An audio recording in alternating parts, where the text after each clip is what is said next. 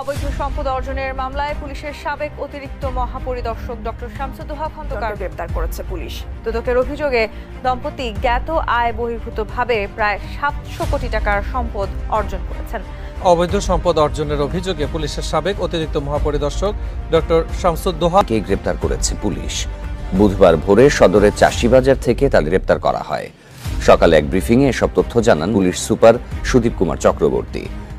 অবৈধ সম্পদ অর্জনের মামলায় পুলিশের সাবেক অতিরিক্ত মহাপরিদর্শক ডক্টর শামসুদ্দোহা খন্দকার ও তার স্ত্রীর বিরুদ্ধে আদালতে চার্জশিট দাখিল করেছে দুর্নীতি দমন কমিশন দুদক। ডক্টর মোহাম্মদ শামসুদ্দোহা খন্দকার, যিনি প্রাক্তন চেয়ারম্যান বিআইডব্লিউটিএ এবং পুলিশের প্রাক্তন অ্যাডিশনাল আইজি, এর বিরুদ্ধে অবৈধ উপায়ে সম্পদ অর্জন সহ বিদেশে অর্থ পাচার করার অভিযোগটি প্রাথমিকভাবে আনার হত্যাকাণ্ডে এমন কিছু তথ্য আড়াল করার চেষ্টা করা হচ্ছে যেগুলো প্রকাশিত হলে আওয়ামী লীগের অনেক প্রভাবশালী, অনেক রাঘব বোয়ালরা ফেঁসে যেতে পারেন।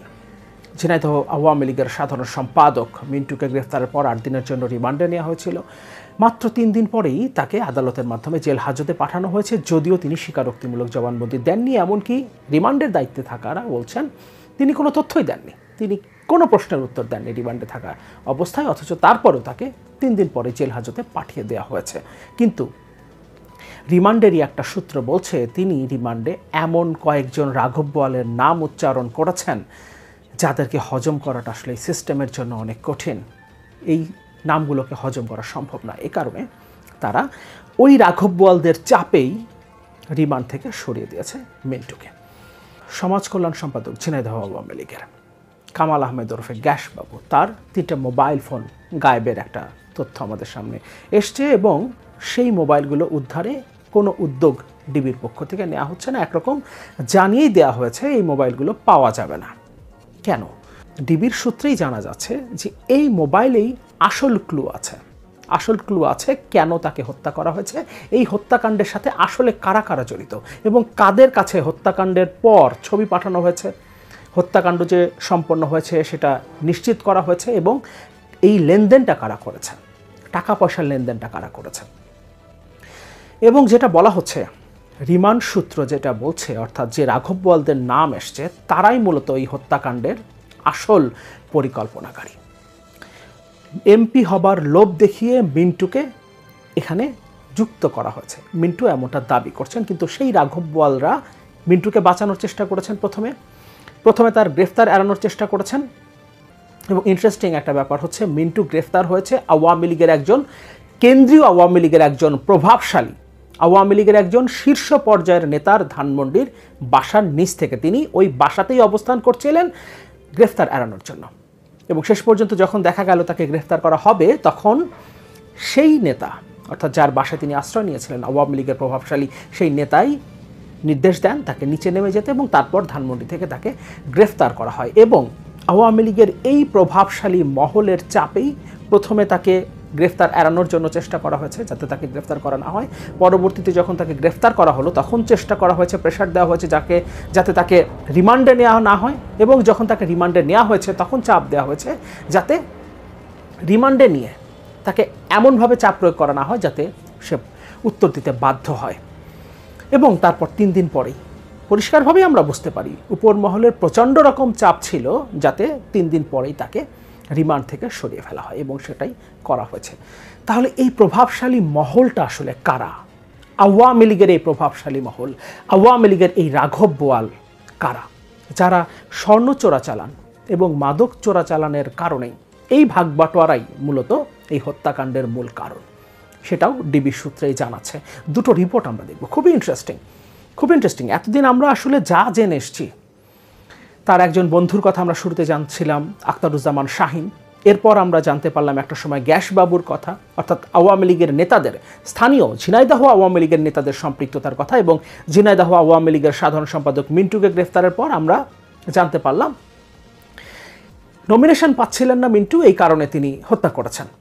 পাশাপাশি স্বর্ণ চোরাচালান বা অন্যান্য যে তার ব্যবসা আছে, অবৈধ ব্যবসা, সেখানে প্রভাব বিস্তারও একটা কারণ হতে পারে। কিন্তু এখন জানা যাচ্ছে, এখন যে দুটো রিপোর্ট নিয়ে আজকে কথা বলবো, এখন জানা যাচ্ছে এর সাথে আওয়ামী লীগের শীর্ষ পর্যায়ের প্রভাবশালী নেতারা জড়িত, শীর্ষ পর্যায়ের, এবং এমন কয়েকজন রাঘব বোয়াল যাদের নাম যদি রিমান্ডে প্রকাশিত হয় এবং সামহাও যদি এটা বাইরে চলে আসে, তাহলে পুরো সিস্টেমটাই নড়ে যাবে।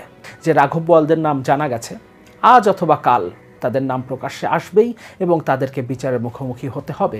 এবং এই হত্যাকাণ্ডের রহস্য, আসল রহস্য, এতদিন যেগুলোকে রহস্য বলা হয়েছে সেগুলো আসলে রহস্য না, আসল রহস্য উন্মোচন হবে। এবং আজকে যে দুটো রিপোর্ট নিয়ে কথা বলবো সেখানে এই রহস্যের কিছুটা ক্লু আমরা পাব। এমপি আনোয়ারুল আজিম হত্যাকাণ্ডের অন্যতম আসামি কাজী কামাল আহমেদ ওরফে গ্যাসবাবুর 3টি মোবাইল ফোন এখনও উদ্ধার হয়নি, আর এই মোবাইলগুলো আদৌ উদ্ধার হবে কিনা এ নিয়ে রয়েছে ধোঁয়াশা। মামলার তদন্তের জন্য গুরুত্বপূর্ণ কিছু আলামত আছে ওই 3 মোবাইলে, তাই গ্যাসবাবুকে নিয়ে সেগুলো উদ্ধারের জন্য আদালতে আবেদনও করেছিল ঢাকা মহানগর গোয়েন্দা পুলিশ। ডিবি মোবাইল উদ্ধারে মাত্র 1 দিন অভিযান চালিয়েছে। তদন্তের জন্য গুরুত্বপূর্ণ হলেও ওই মোবাইল উদ্ধারে ডিবির তেমন তোড়জোড় দেখা যাচ্ছে না, এতে করে নানা রহস্যের দেখা দিয়েছে। সূত্রগুলো বলছে গ্যাসবাবুর মোবাইলে অনেক গুরুত্বপূর্ণ তথ্য রয়েছে। আনার হত্যার আগে পরে গ্যাসবাবুই হত্যার পরিকল্পনাকারী, নির্দেশদাতা, বাস্তবায়নকারীদের সঙ্গে যোগাযোগ করেছে। পুরো রিপোর্টটা আমি পড়ছি না, আমি এই রিপোর্টের লিঙ্ক এই ভিডিও ডেসক্রিপশনে দিয়ে দিব। আমরা রিপোর্টটা যদি পড়ি তাহলে বুঝতে পারবো যে আসলে কতটা রহস্য এখনও বাকি আছে আমাদের জানা। মূল আলোচনাটা যেটা, আমি কয়েকটা লাইন দিয়ে শুরু করি। ডিবির একটি সূত্র বলছে 8 দিনের রিমান্ডের 3য় দিনে মিন্টুর কাছ থেকে আরও বড় ধরনের রাঘব বোয়ালের নাম বেরিয়ে এসেছে। সেই তথ্যগুলো যাচাই বাছাই করা হচ্ছে, এই কারণে তাকে মাঝপথে কারাগারে পাঠানো হয়। আরেকবার বলি, ডিবির একটি সূত্র বলছে 8 দিনের রিমান্ডের 3য় দিনে মিন্টুর কাছ থেকে আরও বড় ধরনের রাঘব বোয়ালের নাম বেরিয়ে এসেছে এবং তারপরই তাকে রিমান্ড থেকে সরিয়ে ফেলা হয়েছে 3য় দিনেই। এই রিপোর্টের হেডলাইন, গ্রেফতারের সময় প্রভাবশালী আওয়ামী লীগ নেতার বাসায় ছিলেন মিন্টু। রিপোর্টে বলছে ঝিনাইদহ 4 আসনের সংসদ সদস্য হত্যাকাণ্ডে জড়িত সন্দেহে জেলা আওয়ামী লীগের সাধারণ সম্পাদক মিন্টুকে 8 দিনের রিমান্ডে নেওয়া হয়। এরপর 8 দিনের রিমান্ড শেষ হওয়ার আগেই 3য় দিনেই তাকে আদালতে হাজির করা হয় এবং আদালতের মাধ্যমে তাকে কারাগারে পাঠানো হয়েছে, যদিও মিন্টু 164 ধারায় স্বীকারোক্তিমূলক জবানবন্দি দেননি। এরপর বলছে, এই ঘটনায় কেউ কেউ বলছেন অপর মহলের চাপে মিন্টুকে আদালতে হাজির করে কারাগারে পাঠানো হয়। কেউ বলছেন মিন্টুর মুখ থেকে রাঘব বোয়ালের নাম বেরিয়ে আসায় বিব্রত পুলিশ। কেউ বলছেন মিন্টুর মুখ থেকে রাঘব বোয়ালের নাম বেরিয়ে আসায় বিব্রত পুলিশ। তবে পুলিশের দাবি স্বাভাবিক প্রক্রিয়ায় তাকে কারাগারে পাঠানো হয়েছে, প্রয়োজনে তাকে আবারও রিমান্ডে এনে জিজ্ঞাসাবাদ করা হবে। এই জায়গাটা আমি আরেকবার পড়ি। এই ঘটনায় কেউ বলছেন উপর মহলের চাপে মিন্টুকে আদালতে হাজির করে কারাগারে পাঠানো হয়। কেউ বলছেন মিন্টুর মুখ থেকে রাঘব বোয়ালের নাম বেরিয়ে আসায় বিব্রত পুলিশ। এবং ডিবির সূত্র বলছে রিমান্ডে নেওয়ার পর 3য় দিনে বেশ কয়েকজন রাঘব বোয়ালের নাম তিনি বলেছেন এবং তারপরই তাকে রিমান্ড থেকে সরিয়ে কারাগারে পাঠানো হয়েছে। নাম প্রকাশ না করে ডিএমপির এক কর্মকর্তা বলেন, মিন্টুকে যেদিন গ্রেফতার করা হয় ওই দিন তিনি ধানমন্ডিতে আওয়ামী লীগের প্রভাবশালী এক নেতার বাসায় ছিলেন। পরে ওই নেতারা নির্দেশে মিন্টু বাসার নিচে নেমে এলে তাকে আটক করে গোয়েন্দা কার্যালয়ে আনা হয়। এরপর থেকে ওপর মহল থেকে মিন্টুকে সাবধানতার সঙ্গে জিজ্ঞাসাবাদের জন্য চাপ ছিল। নিহত আনারের মেয়েও মিন্টুকে ছাড়িয়ে নিতে ওপর থেকে চাপ দেওয়া হচ্ছে বলে অভিযোগ করেন। বিষয়টি নিয়ে দোটানায় পড়েন তদন্তকারী সংস্থার কর্মকর্তারা। তবে রিমান্ডে থাকা অবস্থায় মিন্টুর কাছ থেকে বেশ কিছু গুরুত্বপূর্ণ তথ্য পাওয়া গেছে, সেগুলো যাচাই বাছাই চলছে বলে জানান তিনি। ওই কর্মকর্তা আরও বলেন, রিমান্ডে থাকা অবস্থায় মিন্টু কোনোভাবেই মুখ খুলছিলেন না। পরে প্রযুক্তিগত তথ্য প্রমাণ হাজির করে জিজ্ঞাসাবাদ শুরুর এক পর্যায়ে সবকিছু স্বীকার করে গোয়েন্দাদের আদ্যপান্ত জানান। এছাড়া আদালতে 164 ধারায় জবানবন্দি দেওয়া গ্যাসবাবু মিন্টুর জড়িত থাকার বিষয়ে তথ্য দেন। মূলত ঝিনাইদহ 4 আসনে এমপি হওয়ার লোভে পড়ে নেপথ্যে থাকা একটি বড় শক্তির ইন্ধনে তিনি এই খুনের সঙ্গে জড়িয়ে পড়েন। তার মানে মূল পরিকল্পনাকারী, এই হত্যার মূল পরিকল্পনাকারী যে বড় শক্তি, তারা এখনও নেপথ্যে আছে এবং মিন্টু কেবলমাত্র এমপি হওয়ার লোভে পড়ে তাদের সাথে যুক্ত হয়েছে মাত্র। কিন্তু মূল পরিকল্পনাকারীরা, মূল হত্যাকারীরা এখনও আড়ালেই রয়ে গেছেন, এখনও নেপথ্যে রয়ে গেছেন এবং তাদেরকে বাঁচানোর চেষ্টা করা হচ্ছে সরকারের পক্ষ থেকেই। কারণ ডিবি দাবি করেছে মিন্টু এখন পর্যন্ত জিজ্ঞাসাবাদে কিছুই বলেননি।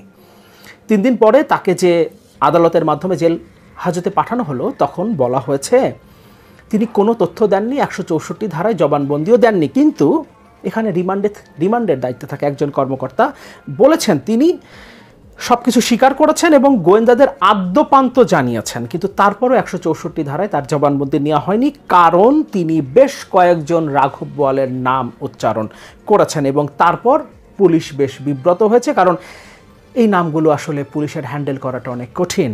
গোয়েন্দা পুলিশের অপর এক কর্মকর্তা নাম প্রকাশ না করার শর্তে বলেন, খুনের মূল কারণ সোনা চোরাচালান ও হুন্ডি ব্যবসা।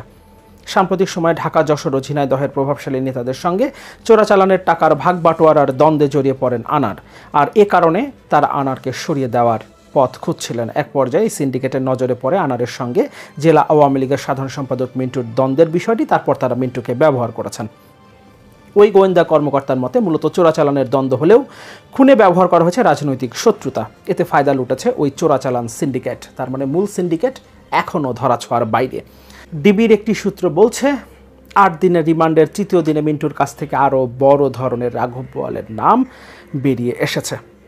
পুরো রিপোর্টটা আমি পড়ছি না, এটাও আমি আমার এই ভিডিওর ডেসক্রিপশনে দিয়ে দিব, সেখান থেকে আপনার পুরো রিপোর্টটা পড়ে নিতে পারেন। তার মানে একটা বিষয় পরিষ্কার, বেশ কয়েকজন রাঘব বোয়াল, আওয়ামী লীগের কয়েকজন প্রভাবশালীর নাম এসছে এবং একজন প্রভাবশালী নেতার বাড়িতেই অবস্থান করছিলেন গ্রেফতার এড়ানোর জন্য, কিন্তু শেষ পর্যন্ত গ্রেফতার করা হয়েছে তার বাসার নিচ থেকেই।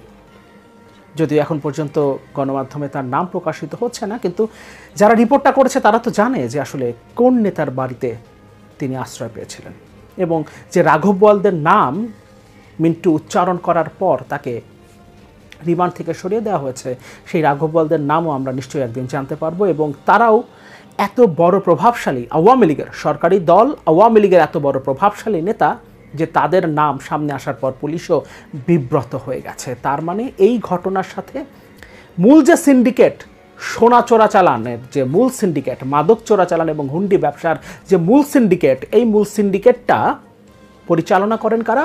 আওয়ামী লীগের প্রভাবশালী নেতারা। এই বিষয়টা তো পরিষ্কার, তাদের নাম আমাদের সামনে আসে নাই, কিন্তু এই বিষয়টা নিশ্চিত করেছে গণমাধ্যম, এবং সেটা নিশ্চিত করেছে তাদেরকে ডিবির সূত্র যারা এটা নিয়ে কাজ করছে, তারাই নিশ্চিত করেছে যে হত্যা করা হয়েছে স্বর্ণ চোরাচালান, মাদক চোরাচালান এবং হুন্ডি ব্যবসার হিসাব নিকাশ নিয়ে তাদের মধ্যে যে দ্বন্দ্ব ছিল সেই কারণে। এবং এখানে যে চক্রটা আছে, যে সিন্ডিকেটটা আছে, সেই সিন্ডিকেটটাই মূলত এই হত্যাকাণ্ডের সাথে জড়িত। তারাই মিন্টুকে এখানে ইনভলভ করেছে, যেহেতু তার একটা রাজনৈতিক দ্বন্দ্ব ছিল আনারের সাথে।